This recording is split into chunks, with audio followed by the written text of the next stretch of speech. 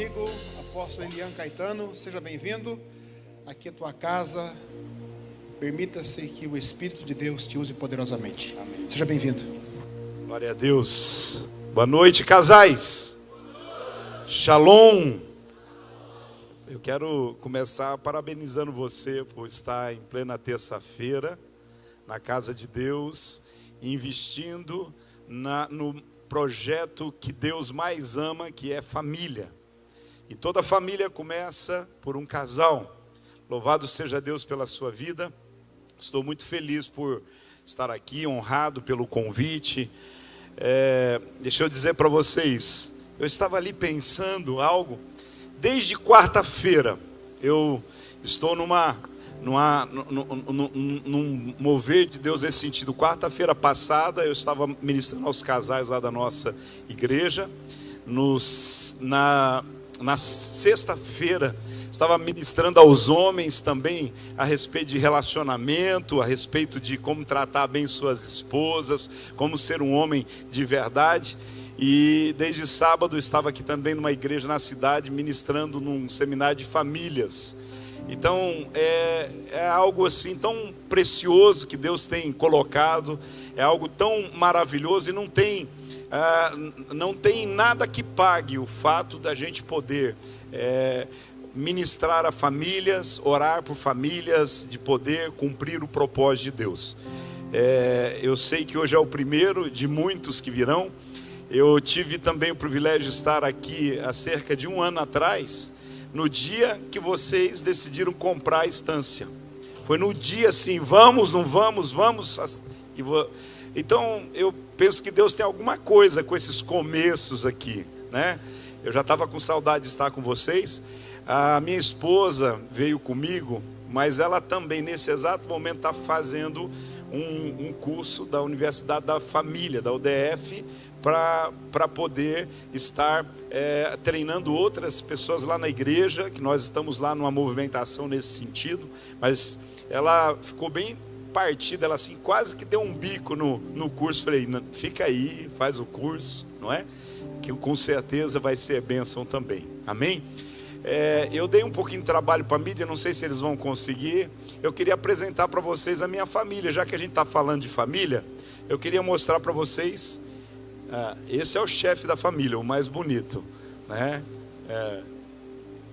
Vamos ver se a gente consegue. Eu mandei para eles em cima da hora ali, fracionado ainda. Ok, nossa, deram até um jeito bonito aí.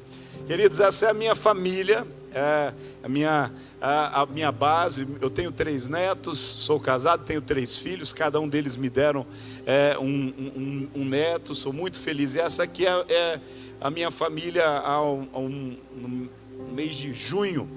A minha mamãe completou 70 anos e nós tivemos o privilégio de nos reunir. Somos em 5 irmãos, são 3 pastores, uma pastora, e a outra que é pastora também, porque lidera células e lidera ministério de casais na igreja. Ela só não recebeu o título ainda, mas já o é. E a minha mamãe, né? O papai não está aí porque era o dia do aniversário dela, mas amanhã eu estou voando daqui direto para Florianópolis, que o papai está completando 75 anos na quinta-feira, e nós vamos estar juntos. O Elias, esse aqui da direita para vocês, ele é meu irmão, que é o presidente global da Missão Mãos Estendidas, tem feito uma obra incrível na África. Já apresentei o projeto para vocês.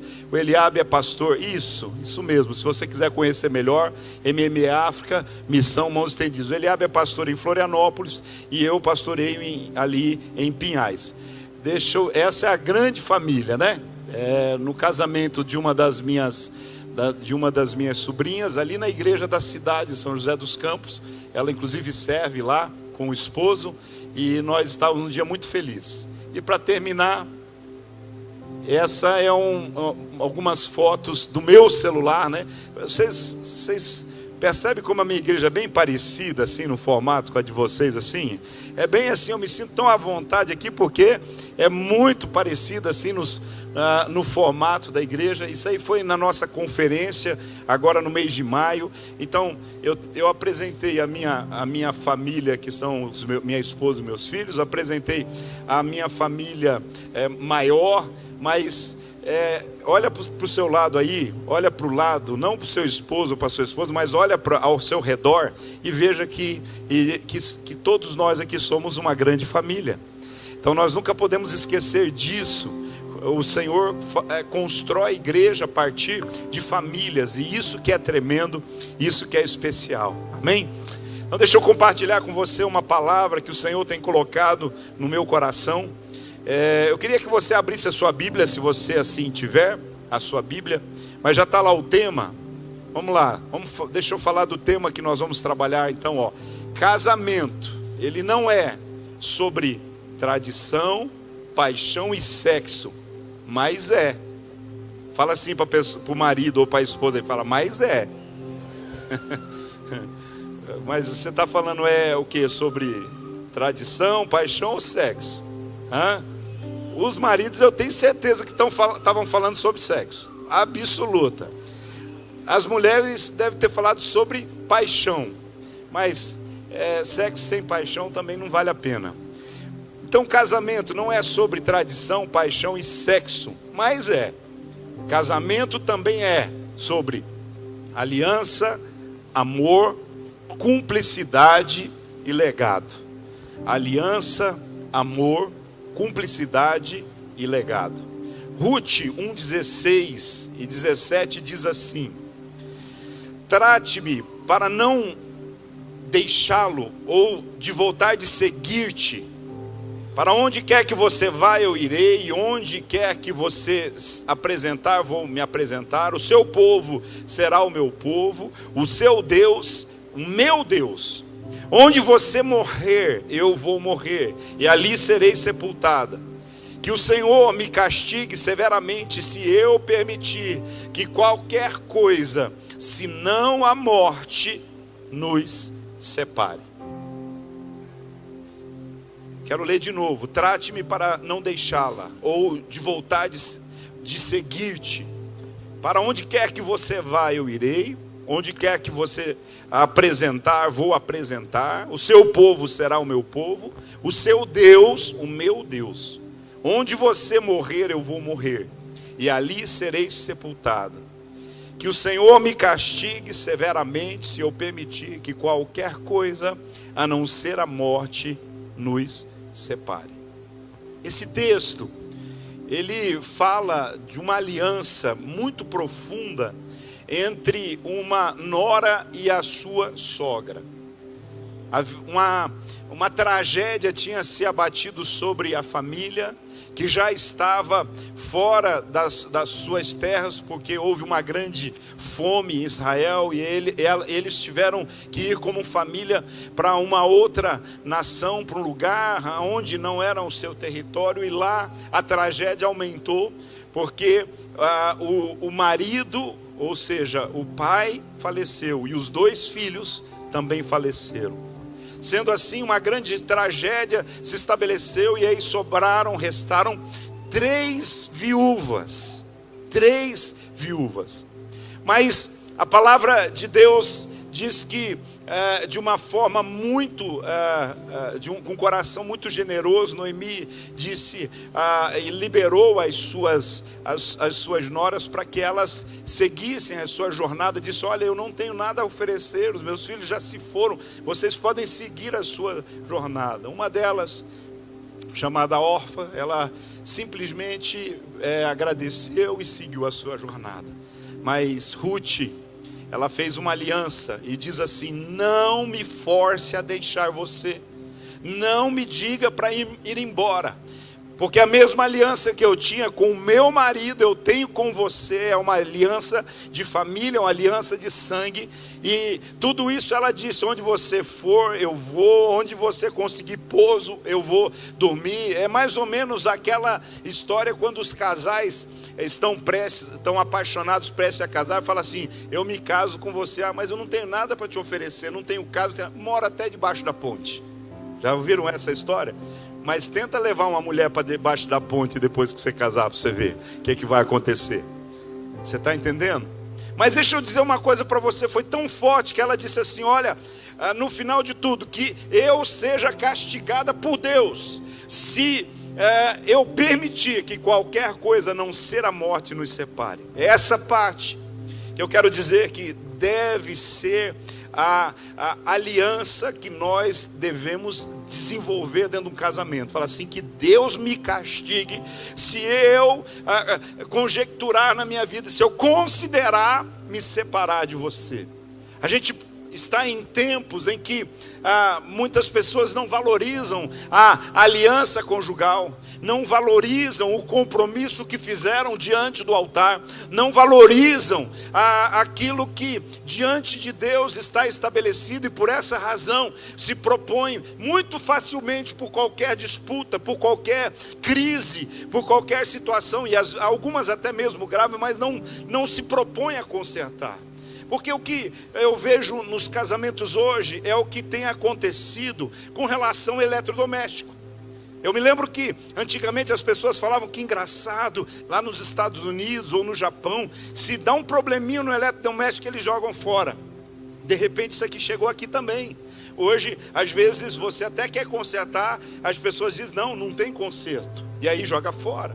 E tem algumas pessoas que tratam o casamento desse jeito, como se o casamento fosse descartável, de uma forma utilitarista. Então, enquanto serviu, eu usei. E eu usei e tal, mas quando de repente não está me servindo mais, eu não estou tendo todo o resultado que eu esperava, eu vou jogar fora. Não é esse o plano e o propósito de Deus para o casamento. A aliança conjugal, Deus estabeleceu para ela ser eterna. Mas nós precisamos entender que somos todos imperfeitos. Um casamento, ele é formado por duas pessoas imperfeitas. Em algum momento, alguma coisa dá errado dentro de um casamento. Não tem. Em algum momento, alguma coisa vai dar errado. E aí a gente precisa considerar que nós somos tão imperfeitos quanto o nosso cônjuge, que de alguma forma está causando esse dano. E é por isso que um casamento saudável, ele é construído sempre por dois bons perdoadores. Ele precisa ser sempre estabelecido. Um casamento saudável, ele é constituído por dois bons perdoadores. Se não houver esse entendimento, essa compreensão, não vale a pena seguir em frente. A felicidade não é algo que você adia para o futuro. Você concorda comigo? Mas é algo que você cria no presente, que você decide viver no presente. E eu tenho percebido que é preciso muito pouco para a gente poder construir uma vida feliz. Porque tudo que a gente precisa para ser feliz está dentro de nós. Tudo que você precisa para ser feliz está dentro de você e não fora de você. Presta atenção nisso. Às vezes a gente pensa que a felicidade está no outro, que a felicidade está no dinheiro, que a felicidade está em eu alcançar o meu sonho. Não, a felicidade está dentro de você. E a felicidade, ela responde por um nome, por uma pessoa que se chama Jesus. Quando você está cheio do Espírito Santo, quando a presença de Jesus está na sua vida, mesmo em momentos de dificuldade, você é feliz. Então, é na sua maneira de pensar, na sua maneira de ver o mundo, na sua maneira de ver a vida. Sim, é aí que você entende onde está a felicidade. A felicidade nunca está nas coisas. A felicidade está nas pessoas. É importante dentro das pessoas, dentro de cada um de nós. Então é preciso tomar a decisão de ser feliz. Quando nós falamos sobre que sobre amor, cumplicidade e legado, nós precisamos lembrar uma coisa: o casamento, existe 4 elementos bem importantes. O primeiro elemento do casamento é a aliança. A aliança não é esse anel apenas. Aliança é aquele compromisso. Aliança é aquilo que a Bíblia diz: deixará, pois, o homem seu pai e a sua mãe, unir-se à sua mulher, e serão ambos uma só carne. Aliança é o pacto sagrado do casamento, é o pacto de sangue, aquilo que fazemos. Então, é interessante a gente entender esse propósito dentro do casamento. Então, existem 4 elementos dentro da aliança, e o primeiro deles é a exclusividade. Eu sou do meu amado e ele é meu. Cantares 6:3 diz isso. O segundo elemento é a fidelidade, que diz assim: permanecerei com ele para sempre e farei uma aliança eterna com ele. E o terceiro é intimidade. Serão ambos uma só carne. Mas talvez o mais importante nesse processo todo aqui do que nós estamos falando hoje é eternidade. Ambos são importantes, porque não existe um casamento sem exclusividade. Ou você quer dividir o seu cônjuge? Está disposto a dividir o seu cônjuge? Então precisa ter na aliança exclusividade. Fidelidade é algo que inegociável, porque uma das coisas que a gente tem aprendido é que não existe alguém meio fiel. Ou você é fiel ou não é.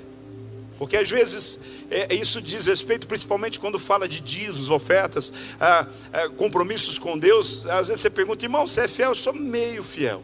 Mas eu pergunto assim: você casaria com uma mulher meio fiel? Não. Então é por isso que fidelidade não existe pela metade. Então, intimidade.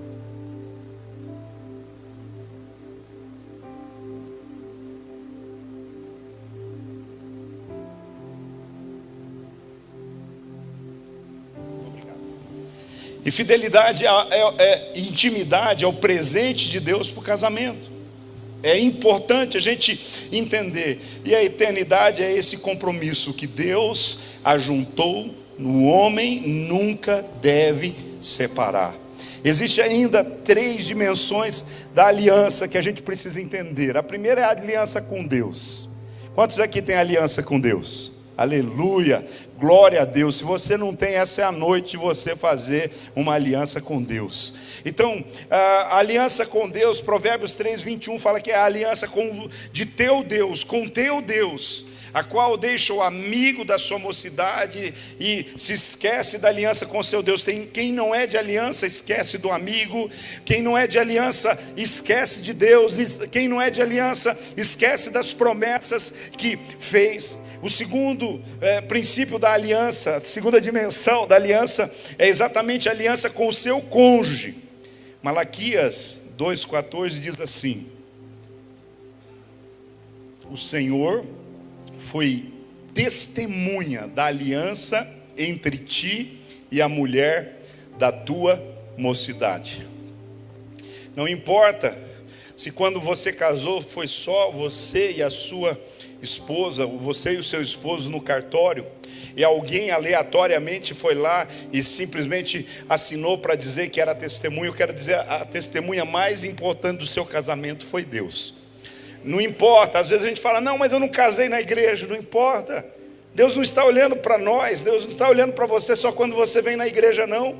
Deus está olhando para você quando você está no seu trabalho, na sua casa. E principalmente, Deus está sendo testemunha das promessas que você faz. E principalmente das promessas que você fez ao seu cônjuge. Então, é interessante a gente perceber esse propósito. O maior interessado em que a aliança conjugal dê certo é exatamente o nosso Deus. Malaquias 2,14 reflete bem isso para nós, para a nossa vida, falando de que não podemos ser desleal com a mulher da nossa mocidade, com o nosso cônjuge. Deus é a figura central e principal dessa aliança. É por isso que nós precisamos manter um relacionamento contínuo diante de Deus. O seu casamento, ele tem um propósito. além de suprir as necessidades para a qual Deus criou você com ela, porque as necessidades sexuais, as necessidades emocionais, foi Deus que nos criou assim, ninguém é defeituoso, sabe? Então nessa escolha, tanto é que quando alguém decide não casar, a palavra de Deus nos mostra que essa pessoa precisa fazer um voto a Deus, assim: eu vou ser casado com Jesus, eu vou ser casado com o meu propósito.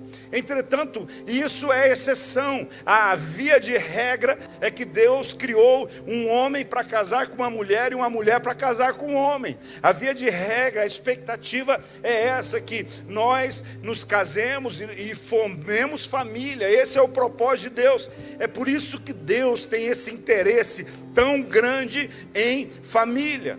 Então é por isso que Deus é a figura central nesta aliança, porque a imagem dele é refletida através do casamento, porque essa é uma ideia. Quando você olha para a palavra e você vê Gênesis 1:27, você vê essa aliança eterna sendo feita semelhante à aliança do Pai, do Filho e do Espírito Santo. A Trindade tem uma aliança inquebrável. Nós fazemos a nossa aliança diante de Deus, diante desse propósito.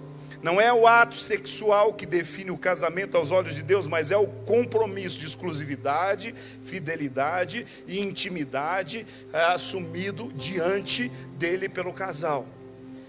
A aliança conjugal, ela é uma entrega, ela é uma doação. A aliança conjugal, ela não é pedir em primeiro lugar, senão dar-se. Presta atenção, a aliança conjugal não é eu esperar do outro, mas eu me adiantar nesse processo e cumprir aquilo que Deus está colocando diante de mim. Então esse é o primeiro sentido da aliança conjugal. Que sentido? Eu me dou como marido, você se doa como esposa, e eu recebo a resposta da minha doação ao meu cônjuge. Ou seja, é uma entrega voluntária, não é uma entrega negociada. Eu não negocio. Eu não faço esperando algo em troca, apesar de saber que é esse o propósito de Deus, mas eu faço porque eu sei que eu tenho esse compromisso. É uma entrega voluntária, fruto de uma alma saudável. Que a alma saudável faz com alegria, uma alma saudável faz por obediência, uma alma saudável ele não faz já esperando outras coisas. Mas quando nós olhamos para um cônjuge que se entrega num relacionamento voluntário, nós vemos que essa é a superação radical do egoísmo. Todos nós nascemos egoístas, altamente egoístas. Você pode ver as crianças, logo que elas nascem, elas brigam por coisas básicas. É uma bolinha de gude, é um brinquedo, é meu, sabe? Quem tem filhos aqui sabe disso, principalmente quem tem filhos pequenos. Eu agora tenho netos. Muitas vezes a gente tem que ensinar, tem que repartir. Não é essa conversa? Toda criança é assim, não é? Tem uns que parece que são um pouco menos egoístas, mas o egoísmo é uma marca da decadência e da estrutura caída do homem. E nós precisamos entender que quando um cônjuge se propõe voluntariamente a servir o seu cônjuge, independente de qualquer coisa, é uma vitória contra o egoísmo. Mas há também um terceiro ponto importante: a aliança com a família. Então é a aliança com o cônjuge, a aliança com Deus e a aliança com a família. Quando você casa, você precisa entender que você não casa apenas com a pessoa, mas você casa com a história dela. Você casa também com a ascendência dela, com a família dela. Talvez você tenha problemas em aceitar a sogra, talvez tenha problemas de aceitar o sogro, ou algum cunhado. Deixa eu dizer uma coisa para você. Hoje eu estou aqui para orar, para Deus poder libertar o seu coração, para você aprender a amar a sogra, para você aprender a amar o sogro, e para você aprender a amar os cunhados, sabe? Eu quero dizer para você que Deus tem um propósito. Então, quando você casa, você não casa só com essa pessoa. Ela tem uma história, ela tem conexões, ela tem outras pessoas que ela ama e que não deve deixar de amar. Que você precisa aprender a amar com ela, que você precisa aprender a amar com ele. Então, irmãos, é desafiador? Mas esse é o plano e o propósito de Deus. É por isso que a aliança com a família que você decidiu construir e pela qual vai deixar um legado. Porque você carrega um legado. Você carrega um legado e você vai deixar um legado. E nós precisamos ter esse compromisso, nós precisamos ter esse entendimento. Algo que eu gosto muito, e eu sei que Deus está falando, e foi uma confirmação muito forte de Deus, né, apóstolo? Essa palavra legado. Ele me pediu só para ministrar, não me deu tema, e ele disse, deixa o Espírito Santo te usar. Daí eu orei ao Senhor, tinha algumas possibilidades, e essa palavra aqui fluiu no meu coração, e eu mandei o tema para ele. Antes mesmo dele saber qual era o tema, ele estava conversando na mesa hoje, que a gente estava com outros apóstolos, e ele falando sobre, que Deus estava falando com ele muito sobre legado, que o Senhor estava trabalhando, e aí um apóstolo até encorajou ele a escrever sobre isso, não foi isso? Sabe, e eu tenho uma paixão também sobre isso, porque não sei se vocês conseguem entender, a família, eu tinha até uma outra foto, que eu até não compartilhei, mas que fala bem sobre legado. No Dia dos Pais eu tive uma oportunidade incrível. O meu pai mora em Florianópolis, em Biguaçu, no Dia dos Pais normalmente eu prego no culto da manhã da nossa igreja, pego o carro e desço a Florianópolis, e consigo muitas vezes jantar com ele no Dia dos Pais. Mas nesse Dia dos Pais ele subiu ele tinha subido a Curitiba, e meu irmão também que mora no exterior, estava lá. Nós estávamos para uma reunião da missão, e meu irmão ficou para pregar no domingo, na igreja para nós. Aí eu falei, papai, aproveita e fica, vamos passar o Dia dos Pais juntos.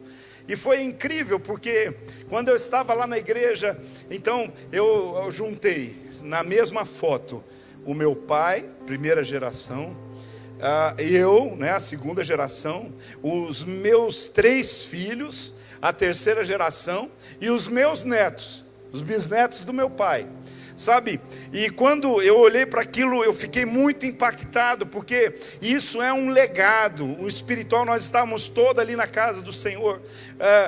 Nós já temos, acho que mais 2 gerações para trás, que já tinham conhecido ao Senhor Jesus na família. Então, nessa perspectiva, o que eu quero dizer para vocês é assim: quando o Senhor fala de abençoar os filhos dos nossos filhos, quando o Senhor fala que os filhos são herança do Senhor e o fruto do ventre o galardão, quando o Senhor faz uma promessa, inclusive, que os nossos filhos vão prosperar, vão ser abençoados sobre a terra, nós temos que acreditar nisso. Quando nós temos uma perspectiva de que os nossos filhos e a nossa descendência sirva a Deus, então nesse Dia dos Pais, 4 gerações estavam ali representados debaixo da bênção de Deus. E nessa família nós somos alguns pastores, já tenho sobrinhos pastores, inclusive um deles pastoreando nos Estados Unidos.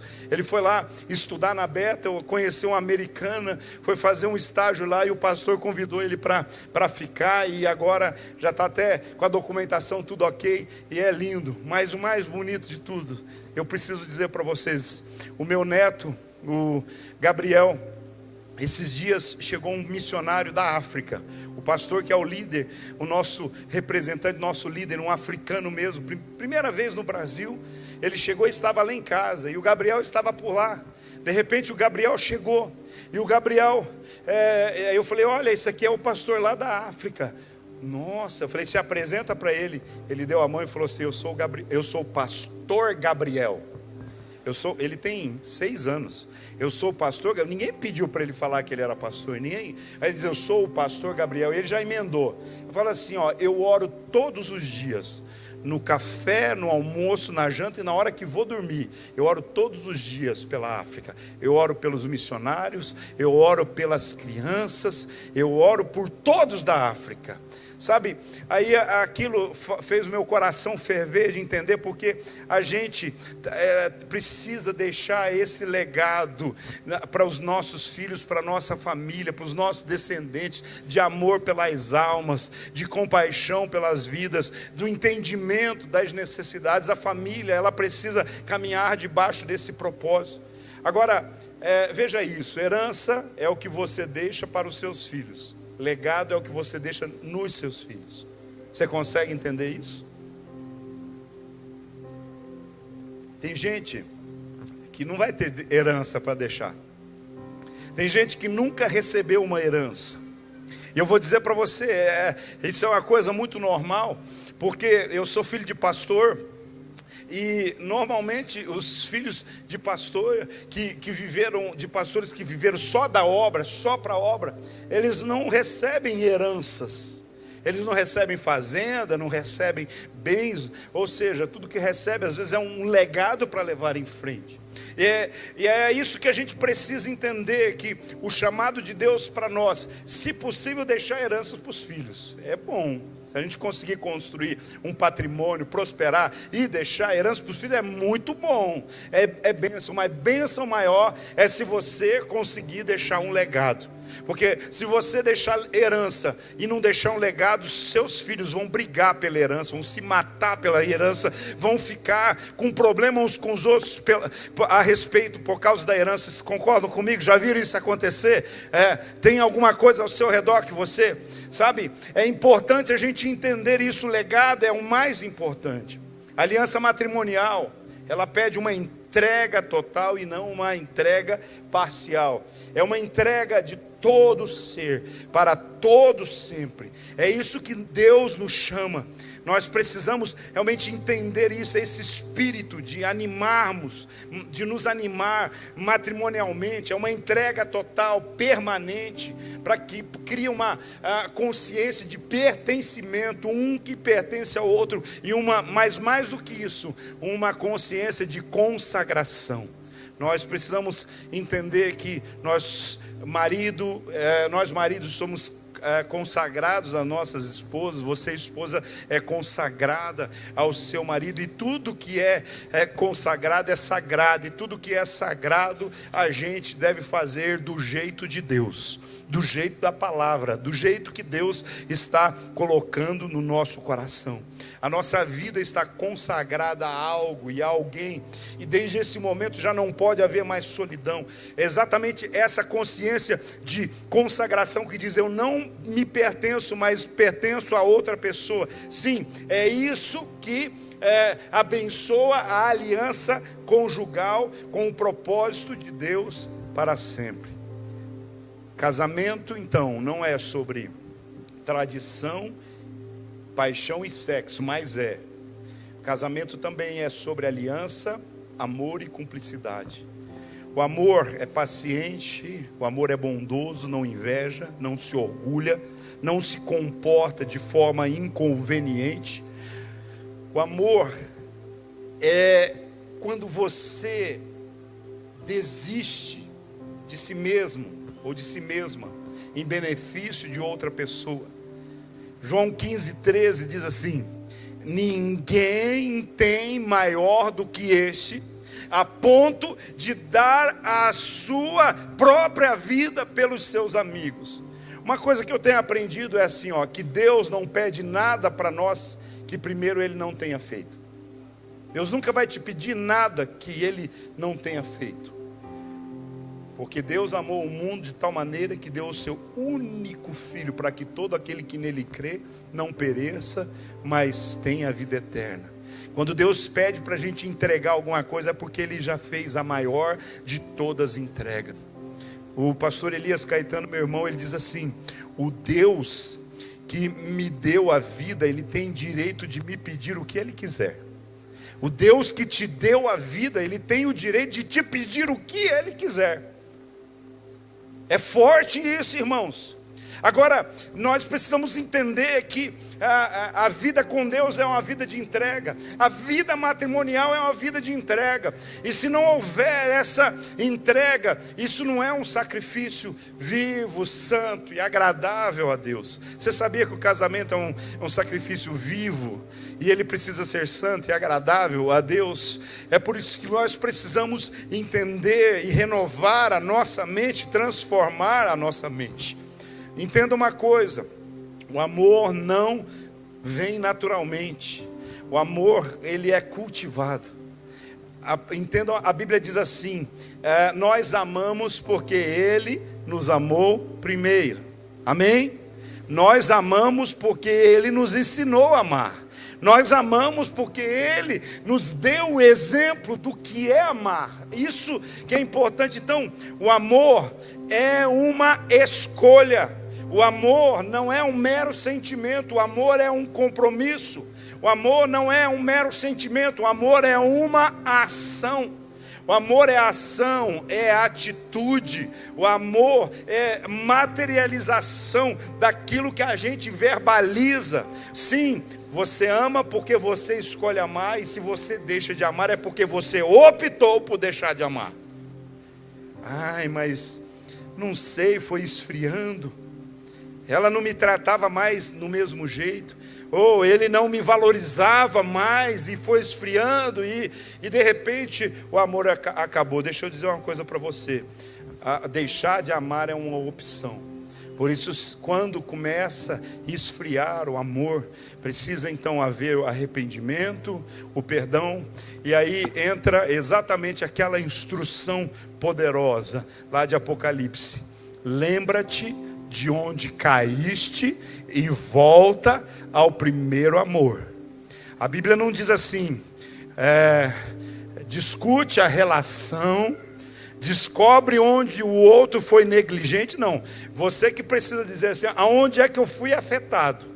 Aonde é que eu comecei a cair? Onde que eu comecei a deixar o meu amor conjugal ir esfriando, e eu começar a ter olhos para outras pessoas, ou eu considerar aquilo, deixar o meu cônjuge? O texto que nós lemos hoje, nós vemos Ruth dizendo para sua sogra isso: não me inste para que te deixes, e que eu seja punida por Deus se eu quebrar essa aliança. A gente precisa ser radical. A gente precisa ser crente radical. A gente precisa ter um casamento radical. Precisa ser homem de verdade. Homem de verdade é homem que cumpre a sua palavra. Homem de verdade é homem de aliança. Homem de verdade é homem que honra os compromissos que fizeram diante de Deus. E a recíproca é verdadeira para as mulheres também. Então, queridos, entenda isso: você ama porque você escolhe amar, e se você deixa de amar é porque você optou por deixar de amar. Ter boas habilidades de comunicação e lidar bem com conflitos, isso também é amor. Amar é comunicar o que você está sentindo, comunicar as suas expectativas, e também estar pronto ou pronta para resolver os conflitos. Isso é amar. Deixa eu contar uma historinha para vocês que é bem interessante. A ciência diz que o amor, ele fortalece a conexão entre o cérebro e o coração. Então, essa conexão, o amor, ele torna mais saudável o que já existe, o nosso coração saudável, a nossa vida saudável. E é interessante, existe, inclusive eu conversei com um médico esses dias, porque eu li essa história e fiquei tão encantado que eu falei: não pode, né? Mas eu conversei com o médico e ele confirmou para mim que existe um nervo chamado vago. É esse mesmo o nome. Ele faz uma ligação direta entre o cérebro e o coração. Talvez você já ouviu essa história. O nervo vago, ele nada é mais do que um conjunto de fibras nervosas com raízes em quase todos os órgãos, né? Era como se ele brotasse no cérebro e fosse nessa direção.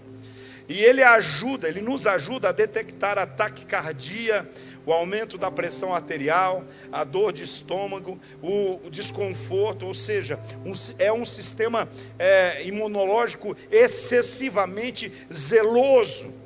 E até mesmo alguns detalhes com relação a micróbios no intestino e outras coisas.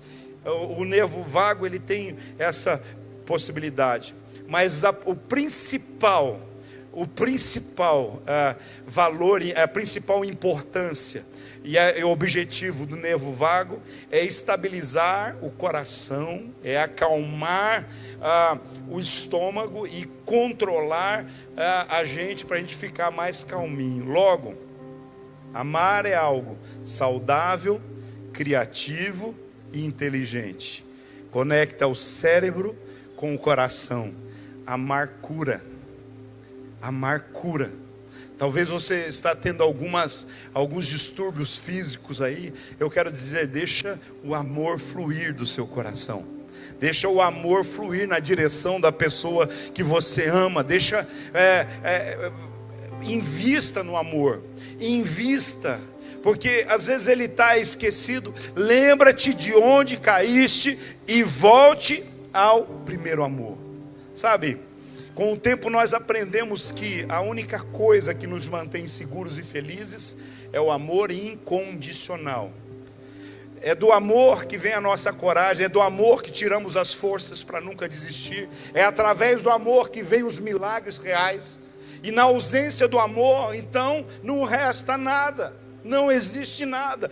Se a gente não amar e não for amado, se a gente não tivesse sido amado de uma forma extraordinária por Deus, que enviou seu Filho Jesus por nós, a nossa vida não valia nada.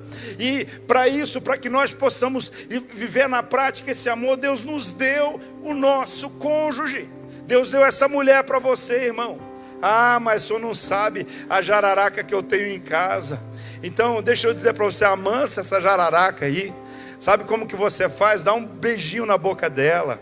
Sabe? Traz um chocolatinho para ela. Lembra do dia do aniversário de casamento e leva ela para jantar. Começa a economizar um pouquinho aí. Se não der para ir no restaurante chique, fala, amor, hoje não vai dar, mas eu posso pelo menos ir no McDonald's para a gente comemorar o nosso casamento. Eu tenho certeza que só de sair de casa e ser lembrada, essa mulher já vai ficar assim animada com você.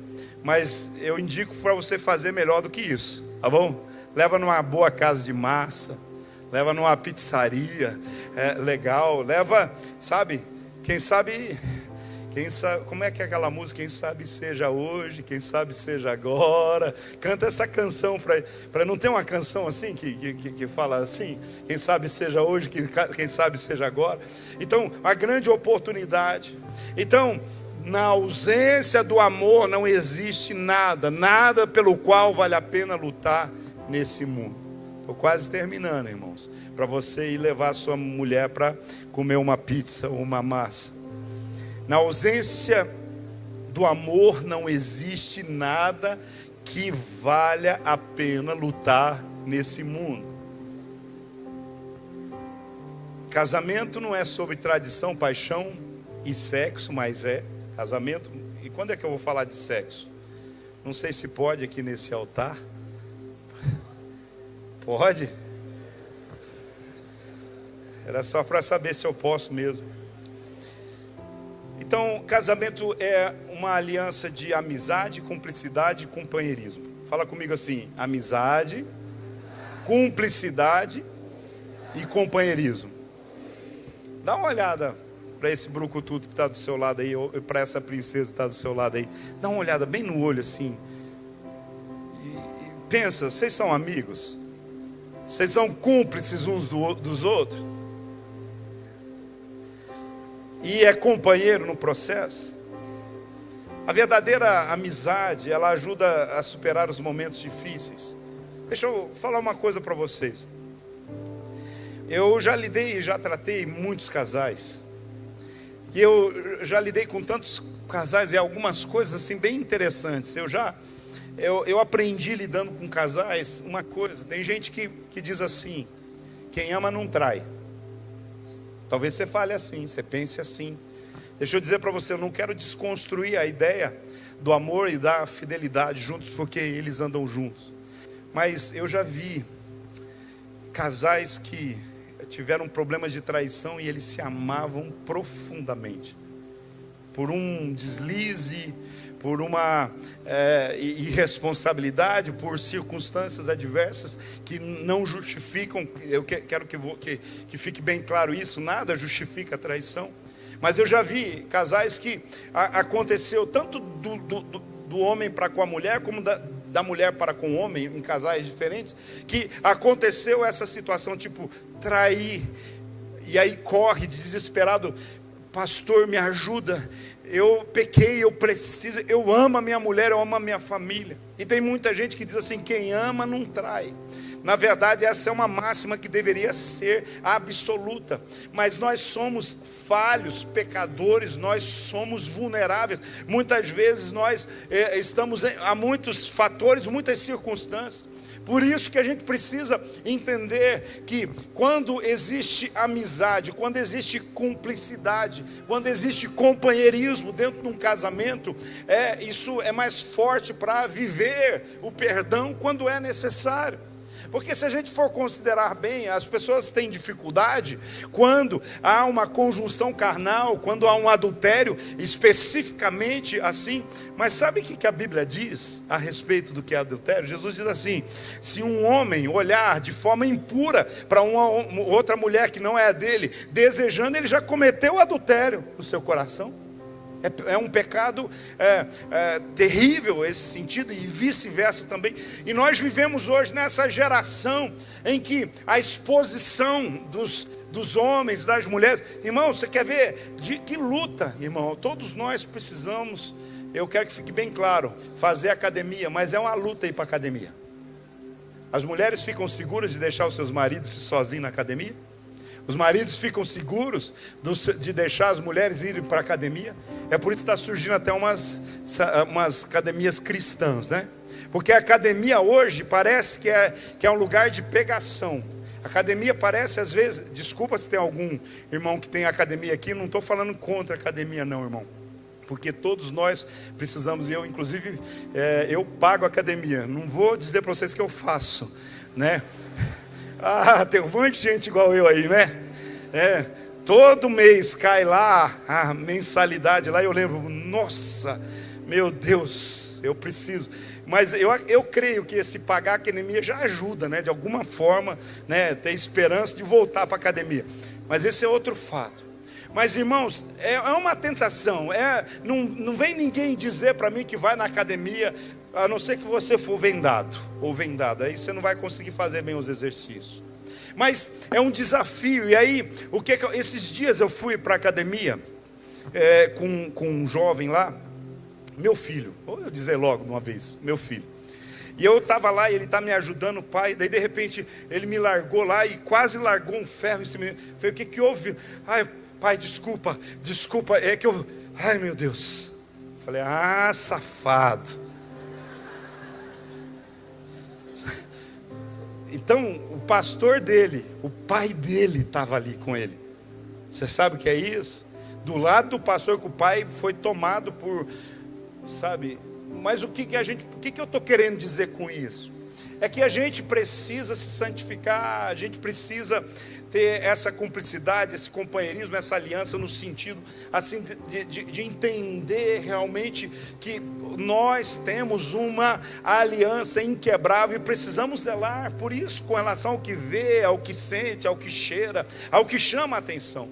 Mas um dos grandes problemas que eu percebo nos casais é que falta a eles cumplicidade. Há uma deslealdade muito grande, sabe? Às vezes, tem marido que ele adora, quando está em família, contar os defeitos da esposa. Adora, quando está num grupinho com outros casais, falar das mancadas do esposo. Isso é deslealdade. A cumplicidade muitas vezes não é você fazer uma cumplicidade para o mal, mas é você realmente entender que um dos bens mais preciosos que você tem é o seu cônjuge, e você não pode desvalorizar ele falando mal dele. Você pode falar mal dele para ele, mas não para a mãe dele, não para a sogra, não para os cunhados e para as cunhadas, nada disso. A gente precisa ter esse tipo de lealdade. A cumplicidade que eu estou dizendo para vocês é ser leal dentro do relacionamento conjugal. Então, irmãos, é fundamental entender esse princípio. E para que haja isso, é necessário essa amizade. A amizade é um refresco para uma alma cansada, é o farol que ilumina os momentos escuros da nossa vida. Um cônjuge amigo é um dos tesouros mais valiosos que nós podemos encontrar. Então, quais os hábitos que podem melhorar o nosso relacionamento conjugal, a qualidade do relacionamento? Vou falar alguns deles que estão aí, ó. Agora eu queria ver todo mundo tirando foto tirando um print dessa foto aí, sabe? Talvez você deixar, depois imprime e põe lá na porta da geladeira. Orar junto com o cônjuge, fazer coisas junto com o cônjuge que são novidades ou desafio, sabe? Tem muita mulher que paga para o marido fazer aquele, como que é? Legionários. Não, legionários eu estou querendo inventar, né? Legendários. O legionários eu estou querendo criar, o legionários 50 mais, entendeu? 50 mais, fazer um negocinho mais light assim. Daí, ao invés de ter montanha, a gente vai caminhar na beira do rio, pescar. Você entra comigo no legionários? Fechou. Mas deixa eu dizer para você, tem mulheres que pagam o legendários para o marido. Falei, eu estou vendo um monte de testemunho aí, diz que o marido muda, que vai mudar. É possível, porque ele vai passar tanto perrengue que ele vai lembrar que até o ovo frito que você faz lá para ele com o arroz do meio-dia, mas lá à noite, quando você esquenta com o ovo frito, é melhor do que passar fome e subir na montanha. Sabe, vai lá, não tem problema não, nada contra os legendários, absolutamente isso. Mas o que eu quero dizer para você, você sabia que você talvez possa desafiar o seu esposo, mulher, falar assim, vamos subir uma montanha nós dois? Vamos botar uma mochila, uma coisa de água nas costas, vamos subir uma montanha nós dois? Está disposta, mulher? Você sabia que isso pode mudar o seu casamento? Você sabia que tem algumas coisas, sabe? Porque eu vejo, às vezes, algumas mulheres têm dificuldade quando os maridos querem jogar bola ou alguma coisa, mas às vezes o marido chama para andar de bicicleta. Às vezes compra, investe, faz um parzinho de bicicleta. Aí na hora de comprar, a mulher, que legal, pode comprar, escolhe, né, e tal. Aí, irmão, na hora de andar, fica um ano a bicicleta parada lá e nunca quebra. Só que também, vamos dizer uma coisa. A gente, às vezes, como homem, a gente organiza, pensa, vamos sair para andar de bicicleta, a gente esquece que tem casa para arrumar, que a gente esquece que tem algumas coisas. Então, vamos arrumar as coisas em casa junto primeiro, marido, e aí depois a mulher vai estar livre para ir com você fazer Mas é essa cumplicidade que eu quero dizer para vocês, sabe? Deixa eu falar uma coisa, já que as mulheres estão animadas, deixa eu falar uma coisa para você. Eu jogo bola 2 vezes por semana, segunda e quinta. Segunda-feira é com os meninos da igreja e quinta é com uma galera que não é da igreja, depois das atividades, depois de 10 horas da noite na quinta. E de vez em quando eu falo, amor, você podia ir lá.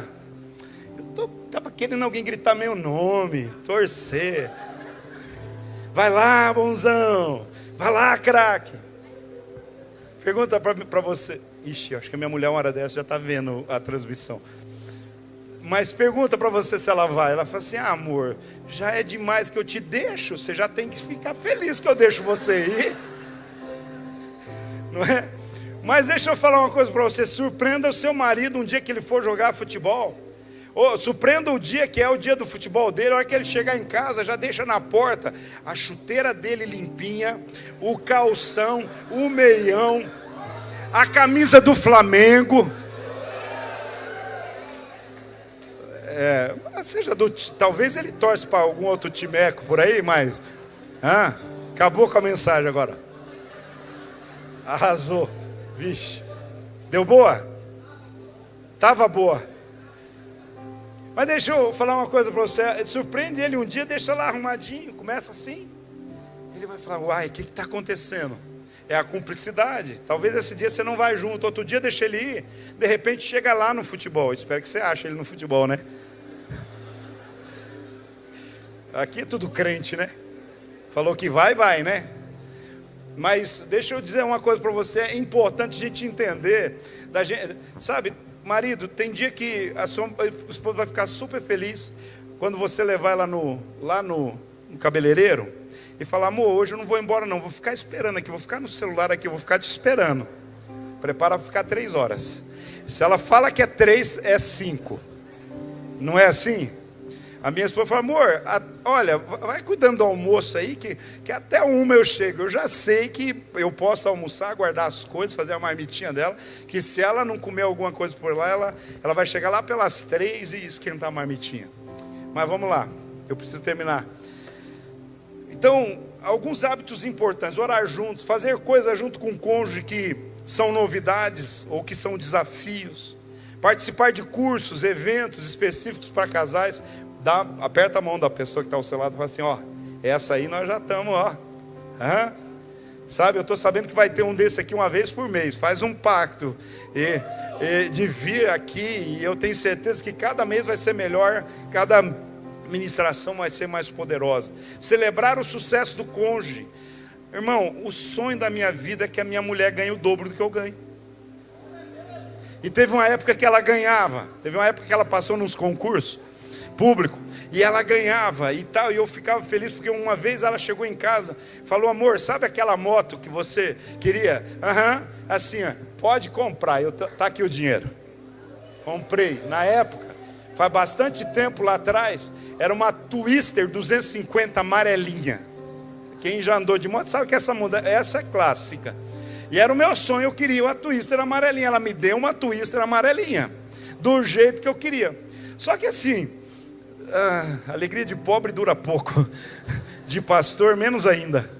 Um dia ela assim, amor, Deus pediu para eu largar tudo e ficar só servindo a obra. Eu falei, então tá bom, obedece, melhor.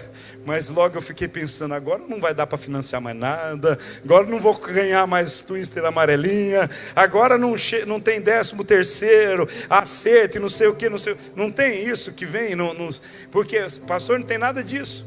E aí eu já estava mal acostumado, mas deixa eu dizer uma coisa para você.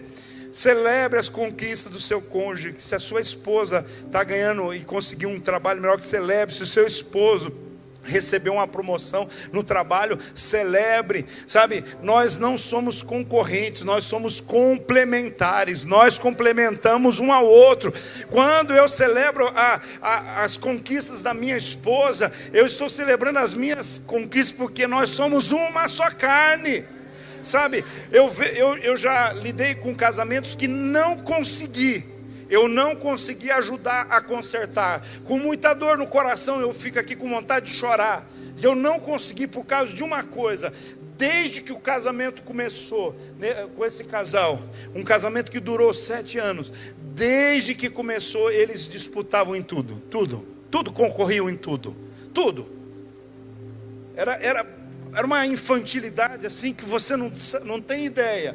Ao invés de nosso, é meu. Né? O que é meu é teu, o que é teu é nosso. Né? Mas deixa eu dizer uma coisa para você. A gente precisa entender esse processo. Ontem, inclusive, eu compartilhei essa palavra muito forte. Eu conheci uma família que eu tive convivência desde criança e fui conhecendo, era de dentro da casa e tal.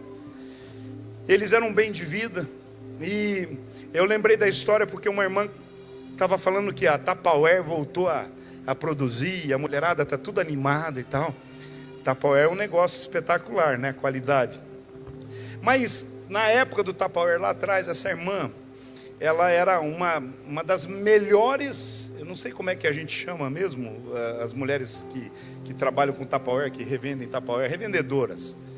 mas tem um outro nome ainda. Mas aí só que a Tupperware, ela tinha umas promoções assim, você compra um é tanto, compra 3 é tanto, e ela foi fazendo estoque.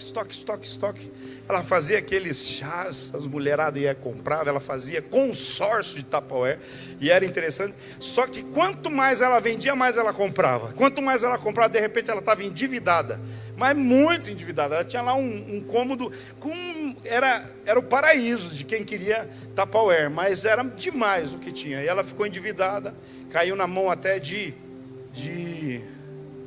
como que é aqueles que cobram agiota. Por quê? Porque ela estava endividada. Um dia ela chegou para o marido: amor, eu preciso da sua ajuda. Ela sabia que ele tinha dinheiro guardado na poupança, que não rende quase nada. Eu preciso da sua. Ele falou assim: você que se vire com as suas contas. Você que se vire. Você fez as contas, você que se vire. Eu falei que não era para comprar, você que se vire. E ela ficou naquela situação. E alguns meses depois desses incidentes aí, essa mulher ainda, acho que nem 60 anos não tinha ainda, teve um infarto fulminante e morreu, sabe, na frente da família. O que conexão uma coisa tem com outra? Eu não sei se morreu por causa disso ou não. Eu sei que o marido poderia ter auxiliado de alguma forma, ou você sabe que antigamente morria, a conta morria. Morreu. Eu lembro de uma frase que dizia assim: defunto não paga a conta. Vocês já ouviram falar de defunto? Hoje, se morreu o pai, morreu, a conta fica para a família inteira. Às vezes a conta fica grande. E se for agiota, então aí a conta pode ser de outro jeito, cobrada de outro jeito. Mas o que eu quero dizer para vocês é o seguinte: não custa. Às vezes, se a conquista, o salário da esposa, do esposo, me abençoe, se um dos dois, mesmo que foi uma irresponsabilidade, um erro, ajuda um ao outro a se levantar. A Bíblia diz que um ao outro ajudou, e ao seu companheiro disse: esforça-te, vamos lá, vamos começar de novo, vamos fazer de novo, vamos fazer diferente. Então, é importante a gente entender que se uma das coisas que destrói casamento é competição entre os cônjuges. Uma das coisas que destrói casamento é quando os cônjuges não vivem esse propósito. Então celebre, expresse também gratidão pelo seu cônjuge e pelo que ele faz para você. Vamos lá falar um pouquinho de sexo. Quem aqui, ao terminar um relacionamento sexual, já falou assim: meu bem, muito obrigado, porque você me serviu tão bem hoje? Talvez você fale assim: mas não tem nada para agradecer. Mas deixa eu dizer para você, quem sabe, primeiro você começa profetizando, depois você faz pela fé, e uma hora acontece. Mas de verdade, você já agradeceu? Sabe, às vezes são situações tão, mas apóstolo, é obrigação da minha mulher me servir? Eu quero dizer, não é obrigação não, é a obrigação de você amar. A Bíblia diz que é uma obrigação sua de amar a sua esposa. O que a gente precisa entender é que nada no casamento é por obrigação. Tudo deve ser feito por amor. E tudo que é feito com amor precisa ter gratidão. A gente precisa aprender esses detalhes básicos. Porque tem uns que nem termina direito, o movimento já está dormindo. É que o marido DVD, deita, vira e dorme. Sabe? Então, o que nós precisamos entender é o seguinte: se não existe utilitarismo dentro do casamento, é preciso. Então, expressa gratidão pelo que o cônjuge faz por você. Agradeça pelo almoço.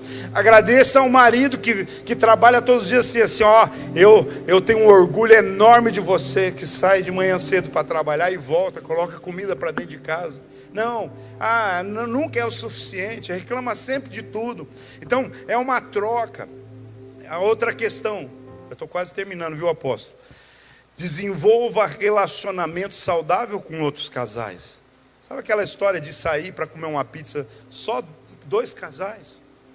Porque a gente tem filhos, a gente tem netos, tem dia que a gente deixa os filhos com o mais velho que cuida, ou com um irmão ou irmã, ou com a sogra, ou com a mãe.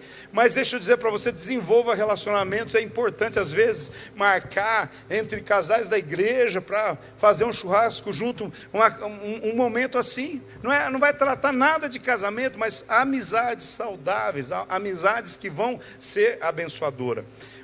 presta atenção numa coisa. Se você ficar com isso hoje, para mim tá bom.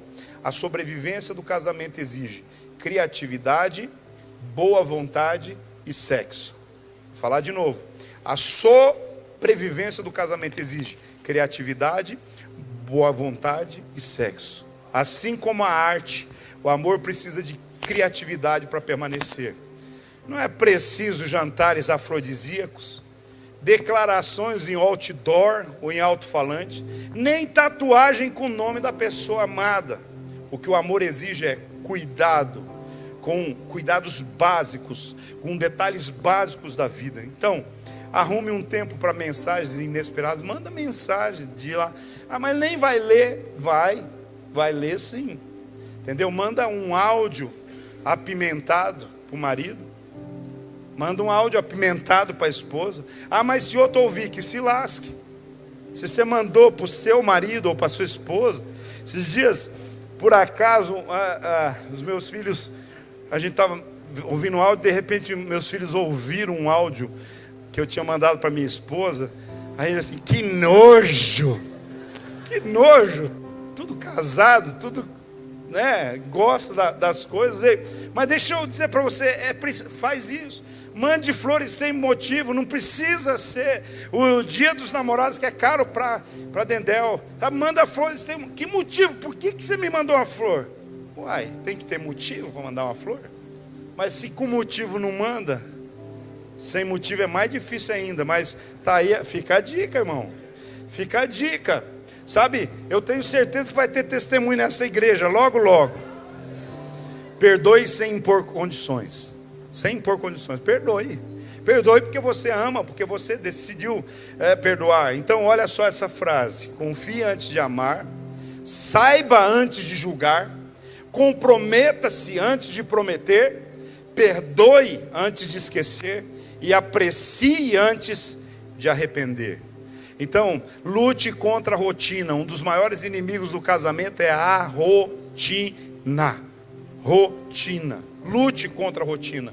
Então, é importante a gente entender que a rotina muitas vezes dilui a paixão, desgasta o relacionamento. Então, às vezes o que pode não fazer sentido para você hoje, vai fazer sentido amanhã. Então, continue plantando sementes. Seja capaz de amar sem medidas, demonstrar sem plateia e respeitar incondicionalmente. Lembre-se de uma coisa: amor é uma questão de cuidado. E sexo é uma questão de amor.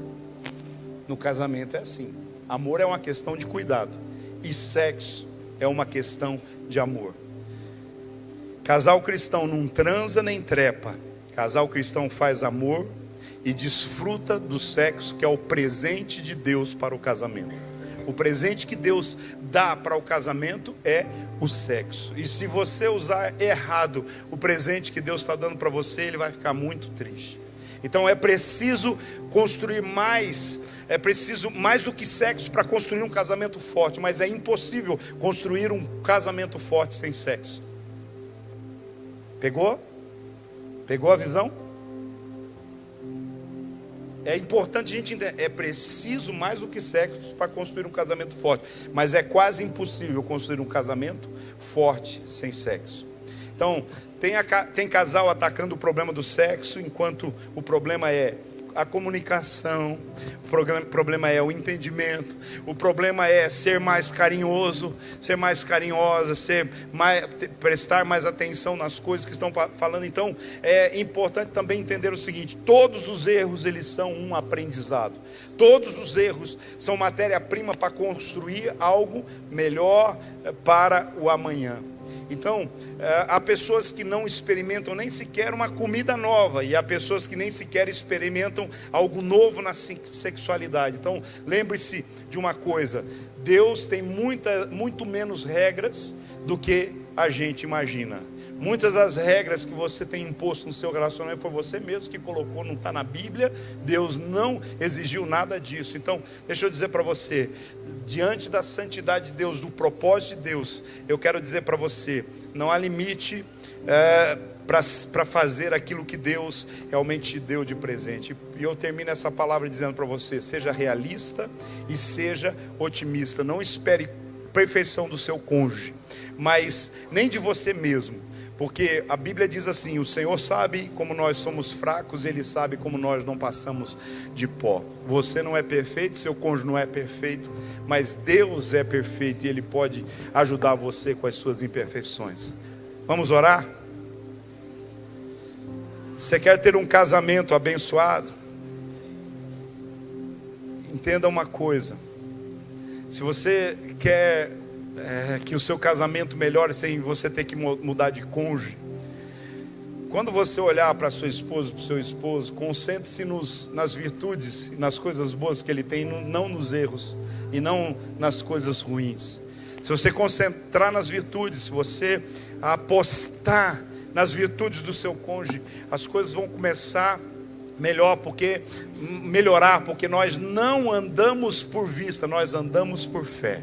Nós cremos na mudança, nós cremos que os princípios bíblicos vão funcionar, nós cremos que Deus vai abençoar esta aliança. Mas deixa eu dizer para você, pode acontecer crises no seu casamento, mas quem está em Cristo sempre vence as crises, sempre supera as crises. Você precisa dizer assim: meu casamento está construído sobre a rocha, essa rocha é Cristo, e quem está em Cristo, ele supera e vence todo tipo de crise. Vamos orar. Se você tiver liberdade, fique de frente para o seu cônjuge agora. Pega nas mãos, nas duas mãos dele, do jeito que você consegue olhar dentro dos olhos do seu cônjuge. Se você tiver alguma coisa que pedir perdão, peça. Diminui as luzes aí, irmão. Põe um clima romântico agora. Se tiver uma canção da Cassiane e do Jairinho, uma canção assim: Deus uniu as nossas vidas de uma vez. Não. Fale alguma coisa bonita para esse homem lindão que está aí, cheirosão, bonitão, que está diante de você. Os meninos, as meninas solteiras aqui, fica tranquilo, vocês aprenderam lições, estão prontinho para casar. O Senhor vai abençoar e abrir a porta para vocês. Deus vai abrir a porta para os solteiros que estão trabalhando aqui. Ei, bênçãos de Deus aí. Agora eu queria que você falasse para o seu cônjuge, um para o outro, uma virtude, algo que você admira demais nele e algo que você admira demais nela. Mas por que tem que pensar tanto? Você já sabe o que é. Diga uma virtude, diga uma coisa. Talvez sejam tantas. Quem sabe você vai mandar essa mensagem amanhã de outras coisas. Mas diga o quanto. Pense em algo realmente que seja tão maravilhoso nesse sentido aí.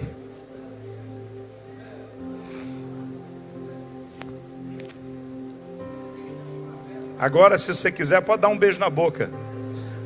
Não é beijo de verdade, irmão, beijo de casado. Ficava tanto querendo beijar antes de casar, e agora quando casa dá selinho. Agora vamos orar.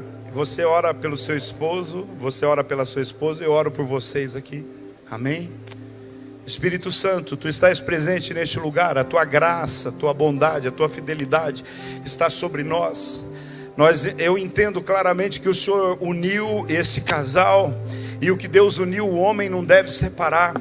Eu quero orar agora para que o Senhor esteja derramando a bênção da aliança sobre este casal, a bênção da fidelidade, da lealdade, do compromisso. Ó Deus, eu quero orar para que esses casais possam entender que quando eles permanecem juntos, eles dão testemunho para os seus filhos, e eles deixam um legado de fé, de fidelidade e de honra ao Teu propósito.